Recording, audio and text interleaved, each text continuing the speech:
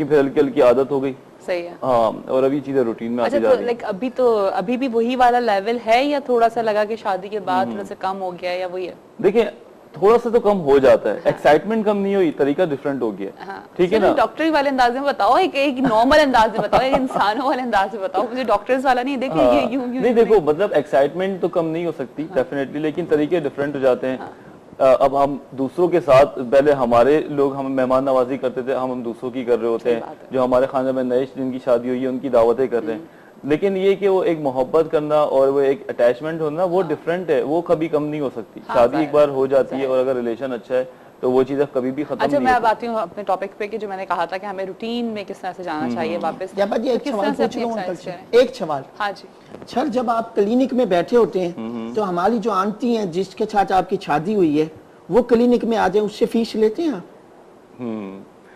ऐसा तो नहीं है कि वो बगैर अपॉइंटमेंट के क्लिनिक में आ जाए, लेकिन चियोल को अपॉइंटमेंट दिया हुआ होता है। बहुत सारे अपॉइंटमेंट। अगर वो आ भी जाती हैं तो मैं फीस नहीं लेता, बल्कि चाय पिलानी पड़ती है। अच्छा, सही है, ठीक है। अच्छा, तो मैं जरा पूछ लूं चिंटू इनसे, हाँ बताओ रूटीन में किस तरह से यार वापस जाए? बहुत मुश्किल हो रहा है वजह अभी। देखो ना, 30 डेज डिफरेंट तरीके से गुजारना का मतलब ये होता है कि आप एक दूसरे सिस्टम में जा चुके हैं। एक्चुअली रमजान का तो मकसद ये होता है कि अपने आप को आप ऐसा ट्रेन करें, ठीक है ना, कि आप आने वाले टाइम में उस चीज को लेके चलें। एक ऐसा इंडक्शन पीरियड होता है 30 दिन का, कि जिसमें आप प्रैक्टिस करते हैं तो क्या होता है कि आप एक लेवल पे आ जाते हैं। लेकिन 30 डेज के बाद हम कोशिश तो यही करते हैं कि उन्हीं चीजों को कंटिन्यू करें, लेकिन अनफॉर्चुनेटली ये नींद वाली चीज भी कंटिन्यू हो रही होती है, जो कि अस्सलाम वालेकुम। अस्सलाम वालेकुम सर, क्या हाल है? आइए। अस्सलाम वालेकुम। ईद मुबारक। खैर मुबारक। कैसे हैं आप? ठीक ठाक हैं? बासी ईद मुबारक आई थिंक, या नहीं? अब तो चौबासी। नहीं चौबासी नहीं है, पंजवासी है। पंजवासी है, लेकिन कोई बात नहीं, हमने जी इसको पूरे महीने तक खींचना है। सरकारी इदारे भी तो अभी तक मना रहे हैं। और नहीं तो क्या, तो क्यों नहीं मनाएं? जब इतनी अरसे बाद हमें इतनी खूबसूरत खुशी मिलती है, कितना बड़ा फेस्टिवल मिलता है, तो उसको मनाना चाहिए ना। आप यकीन करें, ईद की नमाज पढ़ने के बाद हम सब ने उछल के नारे लगाए, बच गए बच गए। डर लगा हुआ था ना। सही बात।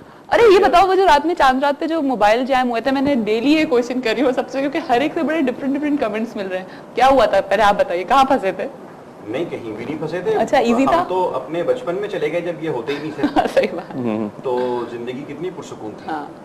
तो अगर ये मोबाइल और ये सब चीजें ना हो, यकीन करें, रिलैक्स था यार, बहुत से रिलैक्सेशन वाली फीलिंग्स थी, कोई टेंशन ही नहीं। बहुत ज्यादा फैमिली के साथ जुड़ गए थे और उन्हीं के साथ बैठ के बातें कर रहे थे, क्योंकि मोबाइल आई डोंट नो जो एक किस्म की हमारे लिए इक्विपमेंट फायदा दे रहा है। मैं आपको साइकोलॉजी के डॉक्टर नहीं बनना, मुझे पता है आज, लेकिन फिर भी मैं बताऊं कि ये चीजें जो है ना हमारी लाइफ में कहीं ना कहीं हर्डल्स हैं। बिल्कुल आप इजीली आप कैच हो जाते हैं, इजीली कैच हो जाते हैं। हाँ, किसी को सबसे बड़ी हर्डल तनवीर, जरा रंगीन मिजाज लोगों के लिए बहुत परेशानी है, मुश्किल है। जो आफ्टर मैरिज भी मैंने ये देखा इस दफा, जब मैं रात में 2 बजे, जाहिर है आप कुछ भी कर लें, चांद रात पे आपने शॉपिंग पर होना होता है। तो मैं भी 2-3 बजे तक ही जमजमा स्ट्रीट पे यहाँ पे शॉपिंग पे थे हम लोग। तो मैं और फारूक जो मेरा भाई है, हम दोनों इस बात पे हैरान हो रहे थे कि इतना कम रश जो एक होता है कि जी वो उसमें बाइक्स भी आ रही हैं और जो तूफान बदतमीजी चल रही होती है, वो कुछ भी नहीं था। इतना रिलैक्स था कि वो अच्छा लग रहा था, सुकून से हम अपनी शॉपिंग कर रहे थे। 2 बजे तो मतलब रिलैक्स हो ही जाता है। और वो जो जमजमा वाला क्राउड है वो जरा किडनैप होने से भी डरता है, तो इसलिए वो जरा जल्दी फारिग हो जाता है। मतलब 5-1 बजे नहीं, इस दिन रोजे के बाद भी वो रश नहीं लगा। आप सही कह रही हैं, थोड़ा सा सिक्योरिटी रेड अलर्ट होने की वजह से बहुत।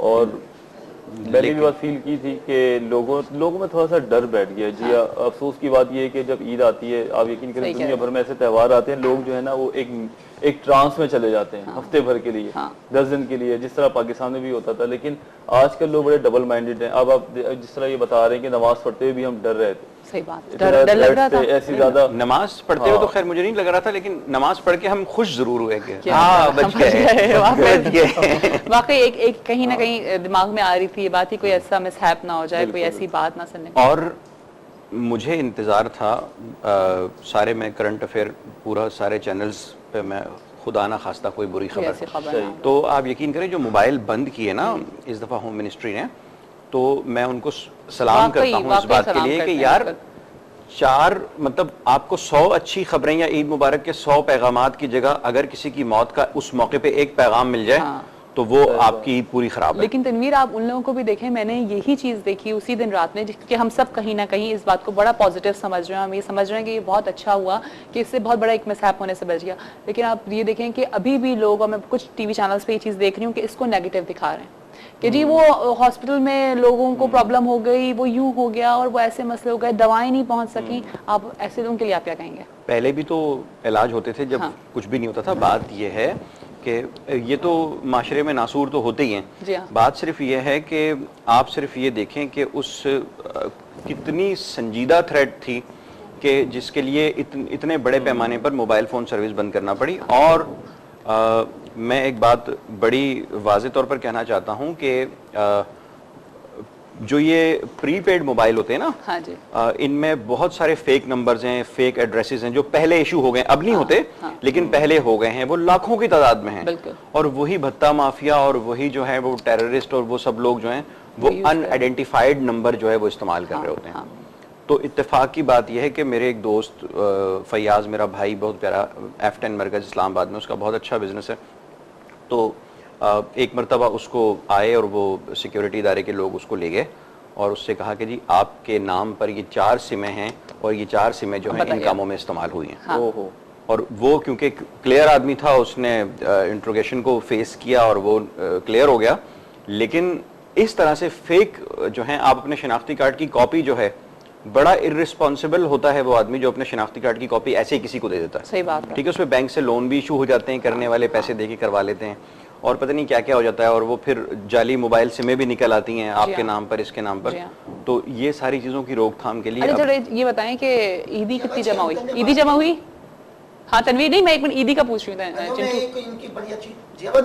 भले जितना मर्जी डल खौफ था, लेकिन फिर भी अल्हम्दुलिल्लाह मस्जिदों में इतना रश था, जगह नहीं मिल रही थी, चाहे डल था। मस्जिदों में तो हमेशा रश होता है। मैं तो पेशावर में नमाजें पढ़ता हूँ ईद की या जुम्मे की। Peshawar, just imagine DI Khan Peshawar, इन टाउन्स के अंदर मैं ट्रैवल करता हूँ तो मैं मस्जिद तो कभी खाली नहीं हुई। हाँ माशाल्लाह, वो तो कभी क़यामत तक नहीं खाली होगी। अच्छा तनवीर, ईदी कितनी जमा हुई ये बताइए? ईदी तो अब देने वाली उम्र आ गई है हमारी। तो कभी किसी से भी मिलती नहीं है? नहीं नहीं नहीं, अब तो अम्मी भी उससे ले लेती हैं। ओए होए। मतलब मैं तो घर का वैसे बड़ा हूँ, तो इसलिए जो है वो ईदी वाला सीन नहीं है। अब तो जो बैंक में दोस्त काम करते हैं उनको पहले 5-7 हज़ार रुपया देके तो उनसे वो गड्डियां लेनी पड़ती हैं। और मैं सबसे छोटे नोट की खुशबू ही अलग होती है। है ना? क्या खुशबू होती है उसकी। नोट को खा मेरा मूड बने। बिल्कुल बिल्कुल। अच्छा तो वजाहत आपको किससे मिली ईदी? अम्मा से? अम्मा से तो इस दफा ली नहीं। वैसे मजा आता है कि ईदी जब तक हम मांगे नहीं ना, वो उसका मजा नहीं आता। सही बात है ना। ईदी से नानी दादी और जो मेरी सास है, मेरी सास मुझे बहुत ईदी देती हैं। सास तो देती हैं जी, रोज देती हैं। उनकी अच्छी बात ये है कि पहले दिन भी देंगी, अरे वाह भाई, दूसरे दिन भी देंगी, तीसरे दिन भी देंगी। स्पेशल दामाद है हमें, बहुत ज्यादा चाहती हैं मुझे। अच्छा। हाँ, उनके लिए मैं छोटा हूँ घर का। अच्छा। तो इसलिए ज्यादा ईदी मिल जाती है। लेकिन अब सही कह रहे हैं आफरीदी भाई के अब तो देने की उम्र है। हाँ। दिल तो नहीं करता, लेकिन बहुत सारा देनी भी पड़ती है। चलो नहीं देनी पड़ती है, ज़ाहिर देना वो भी अच्छा लगता है। पता है वो अपनी जगह पे वो चीज अच्छी लग रही है। देनी पड़ती है तो देर क्यों कर लें, बैठो। बस मैं आपको भी देता हूँ शो के बाद, आपको ईदी देनी पड़ेगी। हाँ, सब छोटों को आज ईदी मिलेगी, है ना? हाँ तनवीर, आज सब छोटों को ईदी मिलेगी। बिल्कुल, वाइफ से जो चेक मिलेगा वो इन सब ये तो ना देने वाली बात है। बिल्कुल। आज मुझे जो चाय मिली है ना, हाँ जी, बस ये चेक के बराबर है। तो फिर ये खुदा की कसम यही दे। नहीं आप लो मुन्ने, फीडर में डाल के लो, तुम वैसे ही क्या पियोगे। हाँ जी। लेकिन आज बड़ी आउटस्टैंडिंग चाय खिलाफे तवक्को जो है वो मुझे मिली है बगैर टी बैग के। ओहो। एक तो वो आदमी मुझे कहीं मिल जाए जिसने टी बैग इजाद किया है। वो अंकल तवीज वाली चाय। हाँ, वो तावीज वाली चाय। क्यों टी बैग वाली चाय? क्यों नहीं टी बैग वाले? अभी अगर कोई देख रहा होगा तो वो फिर हमें कमर्शियल नहीं देगा। वो टी बैग का ना दे, वो हमें वैसे दानेदार वार कर लेंगे। दानेदार की जो चाय होती है ना, उसका मजा ही लगता है। जितनी भी चाय जो ट्रेडिशनल चाय इस्तेमाल हो रही है, वो चाहे किसी भी कंपनी की हो, वो अच्छी होती है। अच्छा, मैं डॉक्टर वजाहत से चीज जान रही थी कि हम थोड़ी सी मैं जानना चाहूंगी कि वापस रूटीन में कैसे आए, उस रूटीन पे लेकर आ जाए हमें प्लीज।